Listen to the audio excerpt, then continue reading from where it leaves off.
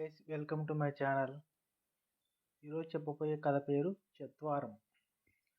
పూర్వం ఒకప్పుడు హత్యలు, దారి దోపిడీలు కాక చిన్న చిన్న దొంగతనాలు చేసిన వాళ్ళను గ్రామాధికారులు మెడలో ఒక కొయ్య గుదిబండ కట్టి ఎండలో కూర్చోబెట్టేవారు. ఒకసారి ఎల్లయ్య అనేవాడు గ్రామం బయట పొలిమోరలో మేస్తున్న ఎద్దును ఒకదాన్ని దగ్గరలో దొరికిన తాడును మెడకు కట్టి దొంగలించుకుపోవాలని చూశాడు. అయితే ఆ ప్రాంతాల కాపలా ఉన్నవాడొకడు అది చూసి గ్రామాధికారికి చెప్పాడు. గ్రామాధికారి నౌకర్లను పంపి ఎల్లయ్యను పట్టుకుని సూర్యాస్తమయ వేళ వరకు శిక్షగా మెడలో ఒక గుదిబండ తగిలించి ఎర్రని ఎండలో కూర్చోబెట్టించాడు.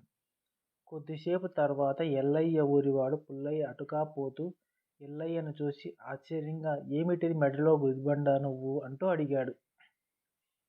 "ఏం చెప్పేది, అంతా దురదృష్టం" అన్నాడు ఎల్లయ్య. "అసలేం జరిగిందేమిటి?" అన్నాడు పుల్లయ్య తమ ఊరివాడి పరిస్థితికి జాలిపడుతూ. "మరేం లేదు, అలా గ్రామం దాటిపోతుంటే ఒక పచ్చిక బయలులో పెద్ద తాడు ఒకటి కంటపడింది. తీసుకున్నానంతే" అన్నాడు ఎల్లయ్య. "దారిలో కనబడిన తాడు తీసుకున్నందుకు ఇంత శిక్ష?" అంటూ నివ్వెరపోయాడు పుల్లయ్య. "ఆ తాడు వెనక ఎంత లేదన్నా 500-600 చేసే ఎద్దొకటున్నది. నా చత్వారం పాడుగాను, దాన్ని నేను గమనించలేదు" అన్నాడు ఉస్సూరుమంటూ ఎల్లయ్య. కథ సమాప్తం.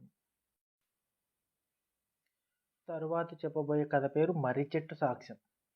ఒక ఊర్లో నారాయణ శెట్టి అని ఒక ధనికుడు ఉండేవాడు. ఆయన ఒకనాడు దూర గ్రామం పోతుండగా దారిలో కోటయ్య అనే గ్రామస్తుడు ఎదురుపడి, "బాబూ శెట్టిగారు, ఇల్లంతా కూలిపోయింది. తొలకరి లోపుగా బాగు చేయించుకోకపోతే నేను పిల్లలు ఏ చెట్టు కిందైనా నిలబడాల్సిందే. 200 రూపాయలు ఇప్పించారా? ధాన్యం అమ్మగానే మీ బాకీ తీర్చేస్తాను" అని ప్రాధేయపడ్డాడు. నారాయణ శెట్టి మెత్తని మనిషి. కోటయ్య మాట తీసేయలేక దగ్గర ఉన్న సొమ్ములోంచి 200 తీసి ఇచ్చాడు. కోటయ్య అనుకున్న ప్రకారం ఆ బాకీ తీర్చలేదు. ఒక పంట చెల్లిపోయింది, ఇంకో పంట కూడా వచ్చేసింది. ఒకనాడు శెట్టి కోటయ్యతో మంచిగా, "ఏం కోటయ్య, ఆ బాకీ చెల్లు వేయకనే పోతివి? ఏడాది వెళ్ళి రెండో ఏడు కూడా జరుగుతున్నది కదా" అన్నాడు. "బాకీ ఏమిటి?" అన్నాడు కోటయ్య ఆశ్చర్యంగా. "ఇల్లు బాగు చేయించుకుంటానని ఆ ఏడు వేసవిలో 200 పుచ్చుకుంటివే, జ్ఞాపకం లేనట్లు మాట్లాడుతావేం?" అన్నాడు శెట్టి. "నేనొకవేళ మర్చిపోయినా మీ దగ్గర పత్రం ఉంటుందిగా, అది పంపించండి చాలు, తప్పకుండా చెల్లివేస్తాను" అన్నాడు కోటయ్య. తాను పత్రం రాసి ఇవ్వని మాట గుర్తుంచుకొని. "అసలు నువ్వు నాకు పత్రమైనా రాయలేదే, ఇవాళ రేపో చెల్లివేస్తావు గదా, ఈ భాగ్యానికి పత్రం దేనికిలేమ్మని నేను నిన్ను అడగనూ లేదు" అన్నాడు శెట్టి గాబరాపడుతూ.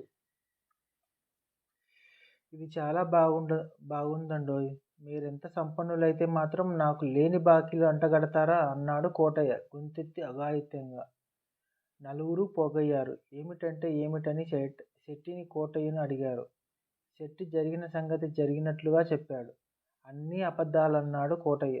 "ఇదేదో మునసబుగారు తేల్చాల్సిందే, అక్కడికే పదండి" అన్నారు ఊర్లో వాళ్ళు.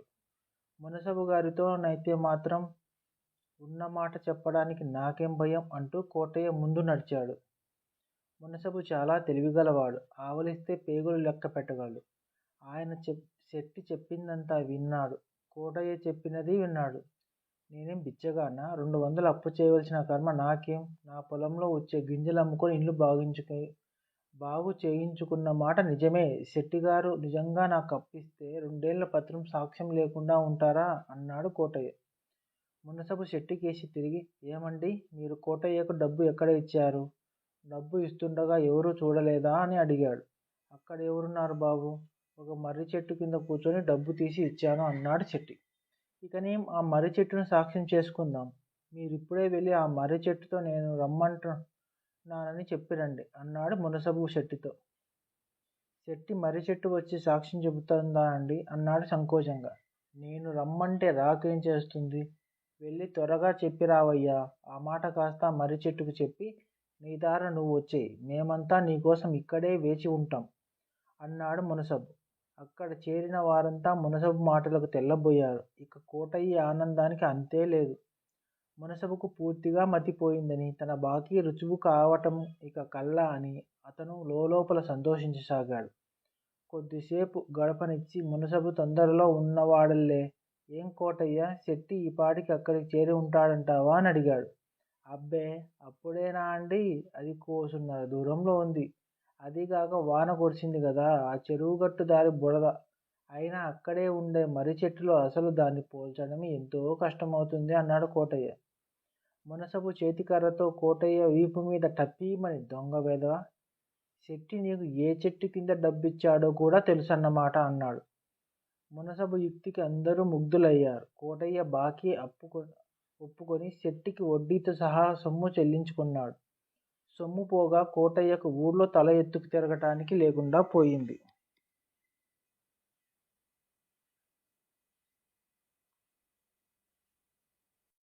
తర్వాత చెప్పబోయే కథ పేరు నందనవనం. వేసవి సెలవులు ముగిసి ఆ రోజే పాఠశాల ప్రారంభ దినం.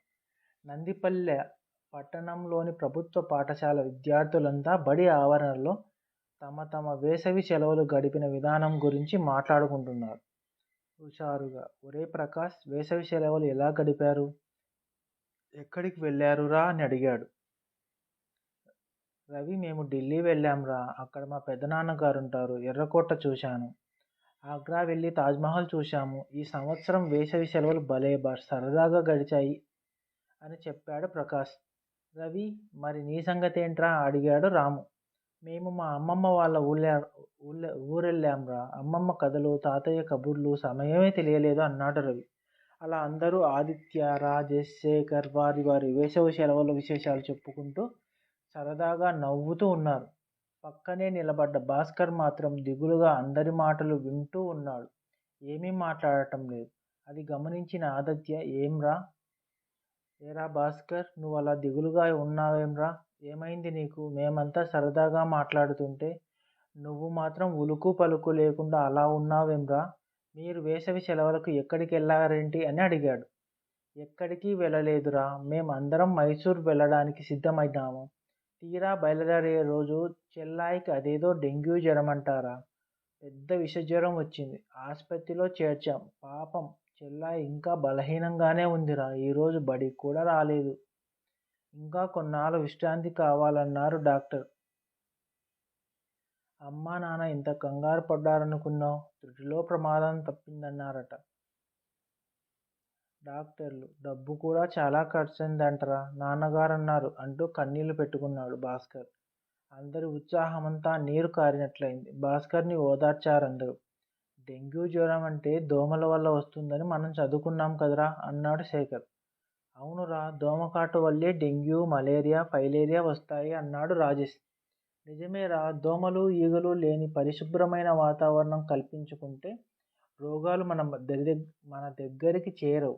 మనమంతా కలిసి మన పరిసరాలను శుచిగా శుభ్రంగా పెట్టుకోవాలిరా. ఆరోగ్యం అందరికీ అవసరం అన్నాడు ఆదిత్య భాస్కర్ని ఊరడిస్తూ. ఇంతలో బడిగంట మోగింది. ప్రార్థనానంతరం ఎవరి తరగతులకు వారు వెళ్ళిపోయారు. ఆ మరునాడే అప్పుడే పాఠశాల ముగిసింది. పిల్లలంతా బడి ఆవరణలో చేరారు. ఒరే భాస్కర్, చెల్లి ఆరోగ్యం ఎలా ఉందిరా ఒక్కసారిగా అడిగారందరూ. పర్వాలేదురా, మెల్లిగా కోలుకుంటుందని చెప్పాడు భాస్కర్. అన్నట్లు మీకందరికీ ఒక విషయం చెప్పాలిరా. ఈ వేసవి సెలవులు నేను మా మామయ్యతో అమెరికాలో గడిపాను. అమెరికా నుండి తిరిగి వచ్చిన రోజు నుండి అక్కడి విశేషాలు మీ అందరితో పంచుకోవాలని బడి ఎప్పుడెప్పుడు తెరుస్తారా అని ఎదురు చూశాను తెలుసా అన్నాడు ఆదిత్య. మామయ్య అమెరికాలోని అనేక విశేషమైన ప్రదేశాలను తీసుకెళ్ళాడు. వాషింగ్టన్ స్వేచ్ఛా ప్రతిమ, నయాగరా జలపాతం, ప్రపంచంలోనే అతిపెద్ద జలపాతం. మన పుస్తకాల్లో చదువుకున్న విశేషాలు కళ్ళ ముందుంటే వావ్, చాలా ఆనందంగా ఉండిపోయిందిరా. నేనక్కడ గడిపిన నెల రోజులు ప్రతిదినం ప్రతి చోట వారి పర్యావరణ పరిశుభ్రతే గమనించాను. అమెరికా అందాలు ఒక్కటైతే వారి పరిశుభ్రత మరొక ఎత్తు. మన ఇల్లు ఎంత పరిశుభ్రంగా ఉంటుందో అంతకన్నా ఎక్కువ శుభ్రంగా ఉంటాయిరా వీధులన్నీ. విశాలమైన రోడ్లలో చిన్న చెత్త ముక్క కూడా కనిపించదు. ఎవ్వరూ రోడ్ల మీద ఉమ్మి వేయరు. రోడ్డు పక్కన చెత్త పారవేయరు. రోడ్ల పక్కన ఎక్కడ పడితే అక్కడ మూత్ర విసర్జన చేయరు. ప్రతి ఒక్కరూ చెత్తను జాగ్రత్తగా చెత్త వేయడం కోసం అమర్చిన డబ్బాలలో వేస్తారు అని చెప్పాడు ఆదిత్య. బదిలిస్తూ మనం రైళ్లలో ప్రయాణిస్తున్నప్పుడు మన తినుబండారాలు ఖాళీ చేసిన ఆకులు, కాగితాలు, వ్యర్థాలు విసిరేస్తున్నాం. కిటికీలో నుంచి అలా గాలికి ఎగిరి వచ్చి తిరిగి మన ముఖానికే తగులుతాయి. చాలామంది కిటికీలోంచి అలా బయటకి ఉమ్మివేస్తుంటారు. అది పక్క కిటికీ దగ్గర కూర్చున్న వాళ్ళ ముఖాన పడుతుంది అన్నాడు. అవునురా అన్నారందరూ ఒకేసారి. ఆదిత్య కొనసాగించాడు. నేను అక్కడి రైళ్ళు, బస్సుల్లో కూడా ప్రయాణించాను. ఎక్కడా చెత్త కనిపించలేదురా. చిన్న నీటిగుంట, సరస్సు, చెరువు ఏదైనా సరే వాటి పరిసరాలు పరిశుభ్రంగా పెట్టుకున్నారు. మనమందరం మన పరిసరాలను పరిశుభ్రంగా ఉంచుకునేందుకు ఈ రోజు నుండి కాదు కాదు ఈ పూట నుండే మన వంతు కృషి చేయాలిరా. మనం బాగా ఉండేందుకు ఇతరులతో పోల్చుకోవాలి. పాపం భాస్కర్ చెల్లిలా మన ఊరిలో మరెవ్వరూ దోమల వల్ల, ఈగల వల్ల రోగాల బారిన పడకుండా మనమే జాగ్రత్త పడతాం. మనకు ఉన్నంతలో మనకి సాధ్యమైనంత కృషి చేద్దాం. కలిసి పని చేస్తే సాధించలేనిదేముంటుంది అంటూ అందరి చేతుల్లో చేతులు వేయించాడు. అలా ప్రమాణం చేసిన విద్యార్థులంతా కలిసి వారు చేయవలసిన పనులకు ఒక ప్రణాళిక తయారు చేసుకున్నారు. ముందుగా తమ పాఠశాల ఆవరణ, ఆ చుట్టుపక్కల ప్రాంతమంతా పరిశుభ్రం చేశారు. చెత్త వేయటం కోసం అక్కడక్కడ మూతగల డబ్బాలు, బడి పిల్లలందరికీ రోడ్లపైన ఉమ్మిరేయరాదని, మూత్ర విసర్జన చేయరాదని తెలియజేశారు.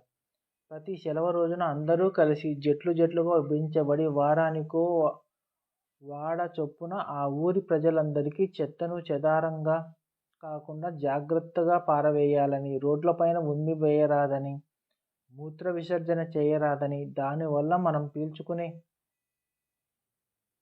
గాలిలో రోగకారకమైన సూక్ష్మక్రిములు చేరి మనల్ని రోగాలకు గురి చేస్తాయని చెప్పారు.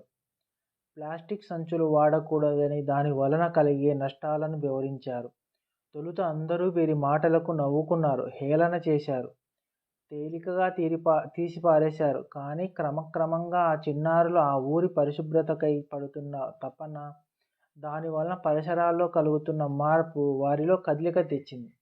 ఊరి చెరువు గట్టు చెట్టు చేరిన చెత్త, కాగితాలు, ప్లాస్టిక్ సంచులు వారే స్వయంగా ఏరి ఒక గొయ్యి తవ్వి అందులో వేసి కాల్చి పూడ్చేశారు.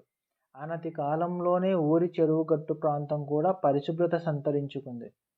బడి చుట్టుప్రక్కల ఊర్లోని వీధుల కిరుపక్కల ఎక్కడ వీలైతే అక్కడ చిన్న చిన్న పూల మొక్కలు, నీడనిచ్చే చెట్లు నాటారు. బడి ముందర గంపలో మిఠాయిలమ్ముకునే అవ్వకు ఒక గాజు డబ్బా కొనిచ్చారు వారి సొంత డబ్బులతో. ఆ సంవత్సరం పాఠశాల వార్షికోత్సవం సందర్భంగా పచ్చదనం, పరిశుభ్రత, పర్యావరణ పరిరక్షణ మొదలగు అంశాలతో కూడిన చిన్న నాటిక ప్రదర్శన వేశారు. వార్షికోత్సవానికి హాజరైన కలెక్టర్ ఆ బడి పిల్లల ఐకమత్యానికి చేస్తున్న కృషికి ఎంతో సంతోషించారు. పాఠశాల విద్యార్థులు సాధించిన విజయానికి సంతోషించి అందుకు సహకరించిన విద్యార్థులందరికీ ప్రశంసా పత్రాలు, బహుమతులు అందజేశారు. నందిపల్లె గ్రామానికి ఈ విద్యార్థులు తమ స్వయం కృషితో నందనవనంగా మార్చేశారన్నారు. ఈ పాఠశాల, ఈ గ్రామం మన రాష్ట్రానికే పరిశుభ్రతకు సంబంధించి ఒక ఉదాహరణగా నిలిచిందన్నారు. విద్యార్థుల కృషితో ఆ పట్టణం క్రమంగా హరితవనంలా మారింది. కథ నచ్చితే లైక్ చేసి సబ్స్క్రైబ్ చేయండి. తర్వాత చెప్పబోయే కథ పేరు అందరి బాధ్యత. కళింగ దేశాన్ని పాలిస్తున్న వీరవర్మ హఠాత్తుగా చనిపోవటంతో అతని కుమారుడైన కుమారవర్మ పట్టాభిషిక్తుడయ్యాడు. కుమారవర్మ ప్రతి చిన్న విషయానికి కోపాన్ని ప్రదర్శించడం అలవాటు చేసుకున్నాడు. అతని కోపానికి మనుషులే కాదు, పక్షులు, జంతువులు కూడా బలైతుండేవి. ఒకసారి కుమారవర్మ ఉద్యానవనంలోంచి రాజప్రసాదానికి తిరిగి వస్తూ ఉండగా అతని కాలు పొరపాటున పాము తోకపై పడింది. ఆ పాము బుసలు కొడుతూ కుమారవర్మను కాటు వేయబోయింది. త్రుటిలో తప్పించుకున్నాడు. వెంట ఉన్న భటుల చేత ఆ పామును చంపించాడు. అక్కడితో ఆగక రాజ్యంలో ఉన్న పాము జాతిని నాశనం చేయమని భటులను ఆజ్ఞాపించాడు. వేల కొలది పాములను చంపి కుమారవర్మ ముందు ఉంచారు. మరో రోజు కుమారవర్మ వేకువన హాయిగా నిద్రపోతుండగా కాకుల గోల చేయడం ప్రారంభించాయి. వెంటనే భటులను పిలిపించి రాజ్యంలో ఒక్క కాకి కూడా తిరగకుండా చర్యలు తీసుకోవాల్సిందిగా ఆజ్ఞాపించాడు. తప్పనిసరి పరిస్థితుల్లో కాకులను వెంటాడి సంహరించి గుట్టలుగా పోసి కుమారవర్మకు చూపించారు. అప్పటికి కుమారవర్మ శాసించాడు. ఒకసారి నగర సంచారానికి బయలుదేరిన కుమారవర్మను చూసి వీధి కుక్కలు మొరగడం ప్రారంభించాయి. తనను కించపరుస్తున్నాయనే కోపంతో రాజ్యంలో ఒక కుక్క తిరగకుండా వాటిని సంహరించాలని భటులను ఆజ్ఞాపించాడు. కుక్కల వేట కూడా పూర్తయింది. కుమారవర్మ మూర్ఖత్వపు ఆలోచనలకు భయపడి పౌరులు బయటపడేవారు కాదు. వేసవికాలం ఉక్కపోత కారణంగా పౌరులందరూ ఆరుబయట నిద్రపోతుండేవారు. ఇది గమనించిన దొంగల ముఠా ఒకటి చక్కగా దొంగతనాలకు పాల్పడుతుండేది. పౌరులు తమకు రక్షణ కల్పించవలసిందిగా కుమారవర్మకు విజ్ఞప్తి చేశారు. రక్షక భటులను నియమించి రాత్రిపూట గస్తీ కాపుకు వినియోగించాడు రాజు. వారి జీతభత్యాల భారం ఖజానాపై ఎక్కువ పడింది. వర్షాకాలంలో రాజ్యంలో అంటురోగాలు ప్రబలడం మొదలైంది. వైద్య సదుపాయాలు కలుగజేస్తున్నా ఫలితం లేకపోతుండేది. ఆరోగ్య వ్యయంతో ఖజానా ఖాళీ అయింది. చలికాలం వచ్చింది. రైతులు పంటలను ఇండ్లకు చేర్చారు. కుమారవర్మ పండిన పంటలో సగభాగం ఖజానాకు చెల్లించవలసిందిగా హుకుం జారీ చేశాడు. ఈ సంవత్సరం అనుకున్న స్థాయిలో పంట దిగుబడి రాలేదని విన్నవించుకున్నారు రైతులు. పరిస్థితులన్నీ వ్యతిరేకంగా ఉండటంతో పాలన గాడి తప్పింది. తిరుగుబాటు దళాలు పేట్రేగిపోయాయి. శాంతి భద్రతలు సమస్య జటిలమైంది. మంత్రివర్గ సహచరులతో సమావేశం ఏర్పాటు చేశాడు. మన రాజ్యానికి ఏదో అరిష్టం దాపురించింది. దానిని శాంతింపచేయడానికి శూద్రపూజలు ఒక్కటే శరణ్యం. మాంత్రికులను పిలిపించండి అంటూ ఆదేశాలు జారీ చేశాడు కుమారవర్మ. ప్రభు, మాంత్రికులు వచ్చి జీవహింస చేయడం తప్ప సాధించేమీ ఉండదు, ధైర్యం చేసి అన్నాడు ఒక వృద్ధ మంత్రి. కుమారవర్మకు కోపం వచ్చింది. ఏమిటా అసందర్భ ప్రేలాపన అన్నాడు. పరిస్థితులన్నీ అంచనా వేశాక మాత్రమే ఈ మాటలు అన్నాను. యథార్థవాది లోక విరోధి అన్నది సత్యం. కానీ మీతో విరోధం పెరిగినా చెప్పవలసిన సత్యం చెప్పి తీరుతాను. నా ప్రాణం కన్నా రాజ్య శ్రేయస్సే ముఖ్యం. మీరు నన్ను ఉరి తీసినా అందుకు నేను సిద్ధం. ఉరి తీసే ముందైనా నా మాటలు ప్రశాంతంగా విని నిర్ణయం తీసుకోండి. మానవుని మేలు కొరే ప్రాణులే మూగ ప్రాణులు. అటువంటి మూగ ప్రాణులను జాతికి ఒకటి కూడా మిగలకుండా నాశనం చేయించారు. వాటి శాపఫలమే జరుగుతున్న అనర్థాలకు కారణం. విశ్వాసంగా మెలిగే కుక్కలు ఆ ఇంట ఈ ఇంట మిగిలిన మెతుకులు తిని రాత్రనక పగలనక కాపుగా ఉంటుండేవి. ఏదో ఊహించుకొని ఆ జాతిని నాశనం చేశారు. దొంగల పని అప్పటి నుండి సులభమైంది. దొంగతనాలను అరికట్టడానికి లక్షల వరహాల జీతభత్యాలుగా ఇస్తూ ప్రత్యేక రక్షక భటదళాన్ని ఏర్పాటు చేయవలసి వచ్చింది. ఇది ఖజానాపై అదనపు భారంగా నిలిచిన మాట నిజం. ఇది కాక అది పారిశుద్ధ్య కార్మికుల కన్నా గొప్ప సేవలు అందించే పక్షి. ఆహారంలో మిగిలిన వ్యర్థ పదార్థాల నుండి కుళ్ళిన కళేబరాల వరకు తిని పరిసరాలను శుభ్రంగా ఉంచే జాతిని మీకు నిద్రాభంగం కలిగించిందని నాశనం చేశారు. అప్పటి నుండి పరిశుభ్రత తగ్గి లక్షల కొలది రోగక్రిములు పుట్టుకొచ్చాయి. అవే అంటువ్యాధులకు మూల కారణమయ్యాయి. వాటి నివారణకు ఖజానా ఖాళీ చేయవలసి వచ్చింది. చివరిది పాము. దాని జాతిని నాశనం చేయటంతో ఎలుకలు కుప్పలు తెప్పలుగా పెరిగి పంట పొలాల్లో చేరి అంది వచ్చిన పంటను కొల్లగొట్టాయి. చెల్లించవలసిన పన్నులు కూడా చెల్లించలేని దుస్థితిలోనికి రైతులను నెట్టివేశాయి. పాములే బతికి ఉంటే ఎలుకల్ని ఆహారంగా తీసుకొని రైతుకు సహాయపడేవి. తద్వారా రైతు రాజ్యాన్ని ఆదుకునేవాడు అంటూ వివరించాడు వృద్ధమంత్రి. ఇప్పుడు కుమారవర్మకు కోపం తగ్గింది. ఆలోచించడం మొదలుపెట్టాడు. అన్ని అనర్థాలకు మూల కారణం కోపమేనని గుర్తించాడు. మనిషి మేలును కోరడంలో మూగ ప్రాణుల నిస్వార్థ సేవను తెలుసుకున్నాడు. రాజ్యంలో అంతరించిపోయిన పాము, కుక్క, కాకి జాతుల పెంపకానికి ప్రాధాన్యత ఇచ్చాడు. ఇప్పుడు రాజ్యం సుభిక్షంగా ఉంది. పర్యావరణ పరిరక్షణకు అంతరించిపోతున్న జీవాలను సంరక్షించుకునే బాధ్యత అందరిపై ఉందన్న సత్యాన్ని తెలియజేసిన వృద్ధమంత్రికి సన్మానం చేసి కృతజ్ఞతలు చెప్పాడు కుమారవర్మ. చెప్పబోయే కథ పేరు మంత్రియుక్తి. కళింగరాజు కాత్యాయనుడికి కీర్తి కండూతి మెండు. ఎవరైనా తనను దర్శించవచ్చి కొంచెం పొగిడితే చాలు, వారు కోరినది ఇచ్చి పంపేవాడు. ఒకరోజు కాత్యాయనుడు కొలువుదీరి ఉన్న సమయంలో సభలోనికి ప్రవేశించిన ఒక అగంతకుడు, ప్రభు, నేనొక విలుకాడిని. దేశ విదేశాల్లో నా విలువిద్యా పాండిత్యాన్ని ప్రదర్శిస్తూ తమ దర్శనార్థమై వచ్చాను. అపర దానకర్ణులుగా తమ పేరు మారుమోగిపోతున్నది. అదే నిజమైతే నాదొక చిన్న కోరిక అన్నాడు వినయంగా. సహజంగానే పొగడ్తలకు పొంగిపోయే కాత్యాయనుడు, నీ కోరిక ఏమిటో చెప్పు, తీరుస్తాను అన్నాడు మురిసిపోతూ. మరేం లేదు ప్రభు, ఓ దేశానికి రాజుగా ఆ రాజు అనుభవించే అధికారం సౌఖ్యాలు అనుభవించాలని నాకెంతో కాలంగా కోరిక. 1 నెల రోజుల పాటు తమ సింహాసనానికి నాకు అప్పగిస్తే రాజు హోదాలో సకల భోగాలు అనుభవించి తరిస్తాను అన్నాడు విలుకాడు.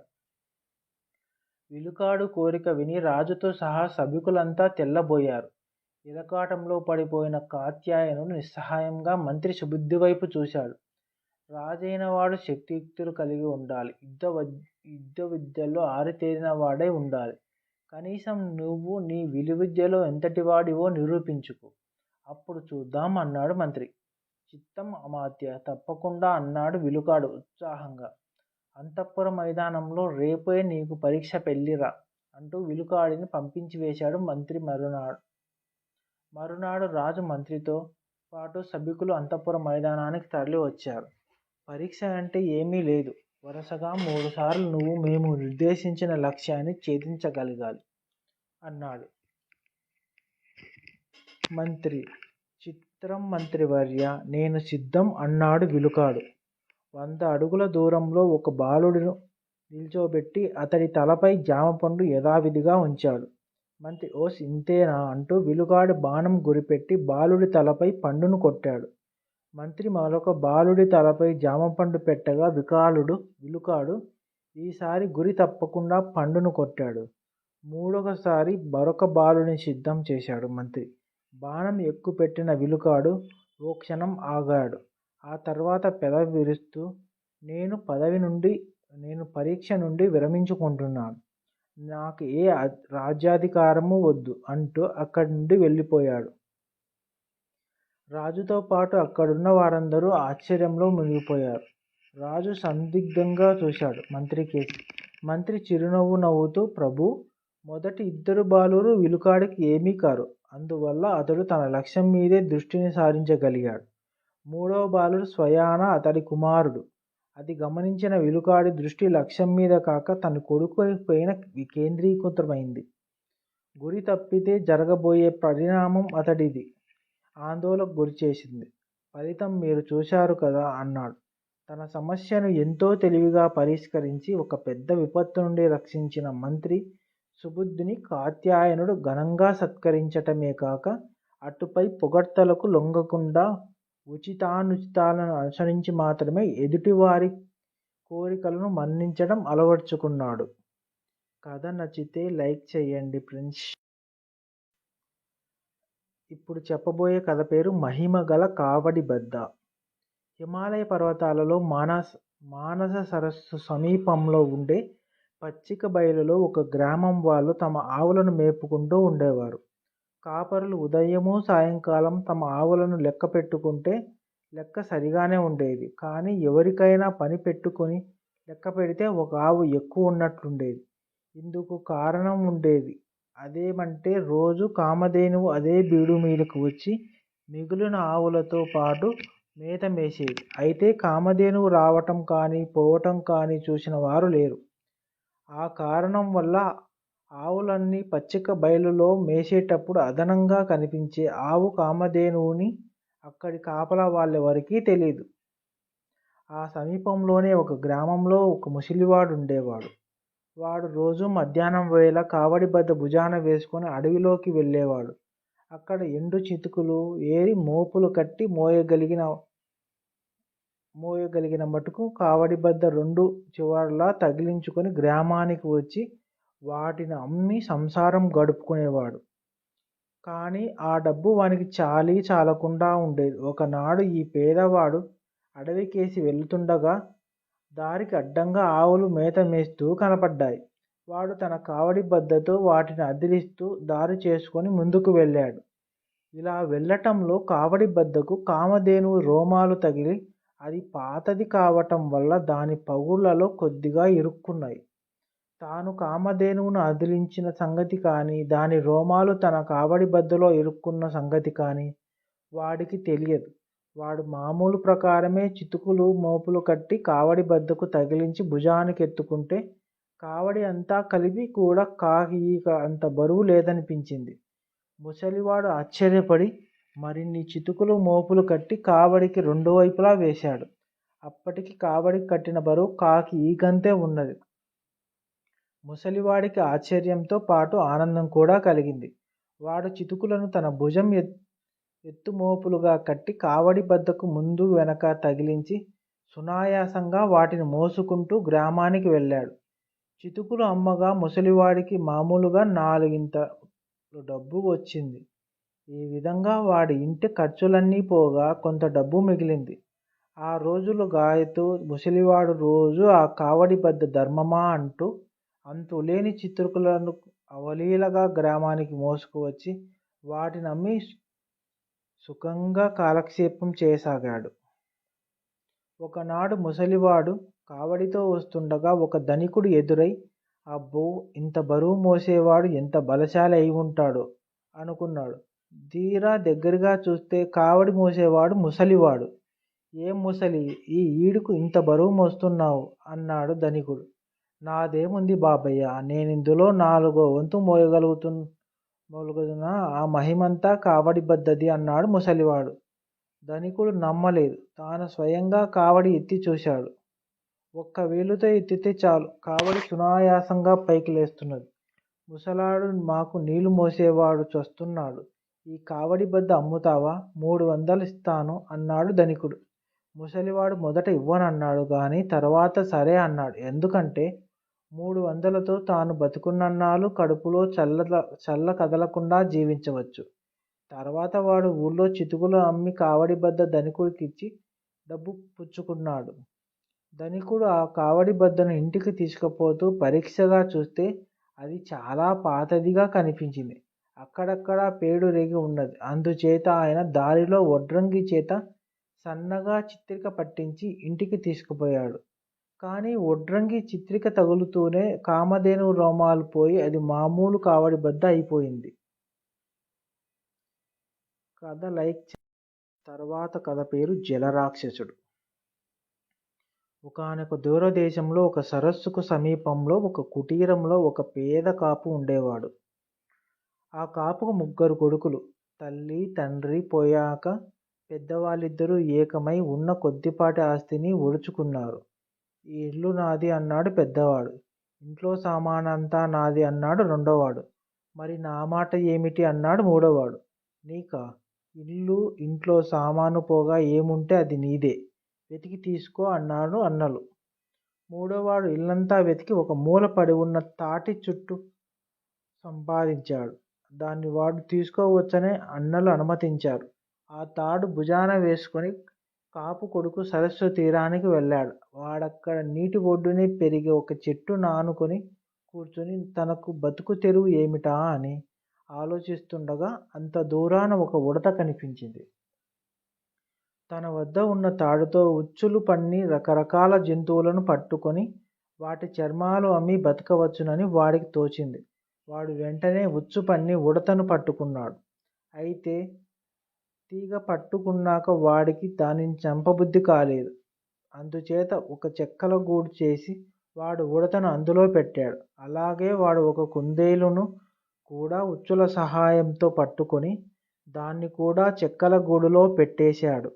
వాడు ఆ సరస్సు ఒడ్డునే మకాం పెట్టి తను తాడుకు చిన్న ఉచ్చులు పెద్ద ఉచ్చులు అమర్చసాగాడు. వాడు చూస్తూ ఉండగానే ఒక పెద్ద ఎలుగుబంటి వాడికి కొంచెం దూరంగా ఉన్న గుహలో ప్రవేశించింది. కాపు కొడుకు అలా ఉచ్చులు అమర్చుతూ ఉండగా నీటి లోపల గలగల శబ్దం వినిపించింది. వాడు తల ఎత్తి చూసేసరికి నీటిలో నుంచి సగం పైకి వచ్చిన ఒక కుర్రవాడు ఒక రాయిని పట్టుకొని దాని మీదుగా తనకేసి చూస్తుండటం కనిపించింది. ఆ సరస్సు అడుగున ఒక జలరాక్షసుడు ఉంటున్నాడు. వాడెప్పుడూ నీరు విడిచి బయటకు రాడు. కానీ ఎవరైనా సరస్సు సమీపానికి వస్తే తన మాయోపాయాల చేత వారిని నీటిలోకి వచ్చేలాగా చేసి లోపలికి ఈడ్చేస్తాడు. ఎందరో ప్రయాణికులను ఈ విధంగా చంపేసి అంతులేని బంగారం చేర్చిపెట్టాడని చెప్పుకునేవారు. ఇప్పుడు తనను చూస్తున్నది ఆ జలరాక్షసుడి కొడుకై ఉండాలని కాపు కొడుకు గ్రహించాడు. మా సరస్సు దగ్గర చేరి ఏం చేస్తున్నావు అని రాక్షసుడు కొడుకు అడిగాడు. ఈ సరస్సుకు ఉచ్చు వేసి బిగలాగబోతున్నాను. అప్పుడు సరస్సు కాస్త మూసుకుపోతుంది అన్నాడు కాపు కొడుకు. రాక్షసుడు కొడుకు బుడుంగున మునిగి తండ్రి దగ్గరికి పోయి కాపు కొడుకు అన్న మాటలు చెప్పాడు. అంత చేస్తాడుగా, వాణ్ణి బతికి ఉండనివ్వరాదు. నువ్వు మళ్ళీ పైకి వెళ్ళి నీతో పాటు చెట్టు ఎక్కమని పందెం వేయి. చెట్టెక్కి అలసిపోయినాక వాడిని నీటిలోకి తోసేయి. మిగతా పని నేను చూస్తాను అన్నాడు రాక్షసుడు తన కొడుకుతో. రాక్షసుడు కొడుకు పైకి వచ్చి కాపు కొడుకుతో నాతో పాటు చెట్టెక్కు చూద్దాం అన్నాడు. నేను పని మీద ఉన్నాను. కళ్ళు కనబడటం లేదు. కావలిస్తే నా చిట్టి తమ్ముడితో వెయ్యి పందెం అంటూ కాపు కొడుకు చెక్కల గూడులో నుంచి ఉడతను వదిలాడు. రాక్షసుడు కొడుకు చెట్టు మీద చెయ్యి వేయకముందే ఉడత తుర్రున చిటారు కొమ్మకు చాకిపోయింది. రాక్షసుడు కొడుకు మళ్ళీ తండ్రి దగ్గరికి పోయి ఇలా జరిగిందని చెప్పాడు. అయితే వాణ్ణి నీతో పరుగు పందానికి రమ్మను. వాణ్ణి సరస్సు చుట్టూ పరిగెత్తించి అలుపు రాగానే లోపలికి తోసేయి అన్నాడు రాక్షసుడు. రాక్షసుడు కొడుకు మళ్ళీ పైకి వచ్చి పోని నాతో పరుగు పందెం వేయి అన్నాడు. కళ్ళు లేవు, పని మీద ఉన్నాను. కావలిస్తే నా బుల్లి తమ్ముడితో వెయ్యి పందెం అంటూ కాపు కొడుకు కుందేలును వదిలాడు. వదిలిందే ఆలస్యం. అది వాయు వేగంతో బయలుదేరి క్షణంలో మటుమాయమైపోయింది. రాక్షసుడు కొడుకు మళ్ళీ తండ్రి దగ్గరికి పోయి జరిగిందంతా చెప్పాడు. అలాగా, ఇదేదో మహా చిత్రంగా ఉందే. అయితే ఈసారి వాడితో మల్లయుద్ధం చేసి చితగ్గొట్టి నీటిలోకి తొయ్యి అన్నాడు రాక్షసుడు. వాడు కొడుకు పైకి వచ్చి కాపు కొడుకుతో నాతో మల్లయుద్ధం చేస్తావా అని అడిగాడు. చేతిలో పని ఇంకా పూర్తి కాలేదు. ఆ కనిపించే గుహలో మా తాత ఉన్నాడు. ఆయనతో మల్లయుద్ధం చెయ్యి. నువ్వు గెలిస్తే అప్పుడు నీ సంగతి నేను చూస్తాను అన్నాడు కాపు కొడుకు. రాక్షసుడు కొడుకు ఎలుగుబంటి ఉండే గుహలోకి వెళ్ళి దాన్ని కవ్వించాడు. ఎలుగుబంటి వాడిని పట్టి పీకి రక్కి వదిలేసింది. వాడు ఎలాగో చావు తప్పించుకొని అక్కడి నుండి పారిపోయి తండ్రిని చేరుకొని జరిగిందంతా చెప్పాడు. జలరాక్షసుడికి భయం పట్టుకున్నది. వీడెవడో మహా ఉద్దండుడల్లే ఉన్నాడే. వీళ్ళ తమ్ముడు చెట్లెక్కడంలోనూ పరిగెత్తటంలోనూ నిన్ను మించిన వాళ్ళంటివి. వీడి తాత నిన్ను దాదాపు చంపినంత పని చేశాడాయే. నిజంగానే వీడు మన సరస్సును ఉచ్చివేసి నిజంగానే మూసివేస్తాడేమో. ఎంత బంగారం ఇస్తే వీడు మన సరస్సును వదులుతాడో పోయి అడిగిరా అన్నాడు రాక్షసుడు కొడుకుతో. వాడు వెళ్ళి కాపు కొడుకును అడిగాడు. నువ్వు బంగారు తీసుకురా, చూసి చెబుతాను అన్నాడు కాపు కొడుకు. రాక్షసుడు కొడుకు కొంత బంగారం తెచ్చాడు. అది చాలదన్నాడు కాపు కొడుకు.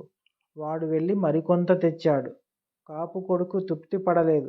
రాక్షసుడు ప్రాణం విసిగి తన దగ్గర ఉన్నదంతా పంపేశాడు. ఇంతకంటే మా దగ్గర చిన్న వీసమెత్తు కూడా బంగారం లేదు అని రాక్షసుడు కొడుకు చెప్పిన మీదట కాపు కొడుకు ఆ బంగారం అంతా తీసుకుని తన తండ్రి ఇంటికి వెళ్ళాడు. ఎక్కడిదిరా నీకింత బంగారం అని అన్నలు ఆశ్చర్యంగా అడిగారు. ఈ తాడుతో సంపాదించుకున్నాను అన్నాడు తమ్ముడు. ఈ ఇల్లు ఇంట్లో సామాను తీసుకొని మాకు ఆ తాడు ఇచ్చేయి అని అన్నలు తమ్ముడిని బతిమాలారు. తమ్ముడు ఇచ్చేశాడు. వాడు తన తండ్రి ఇల్లు బాగు చేయించుకొని తన బంగారంతో పొలాలు, గొడ్డు గోదా ఏర్పాటు చేసుకొని సుఖంగా ఉన్నాడు. వాడి అన్నలు ఆ తాడు తీసుకొని ఎటుగా వెళ్ళారో ఏమైపోయారో ఈనాటికి ఎవరికీ తెలియదు.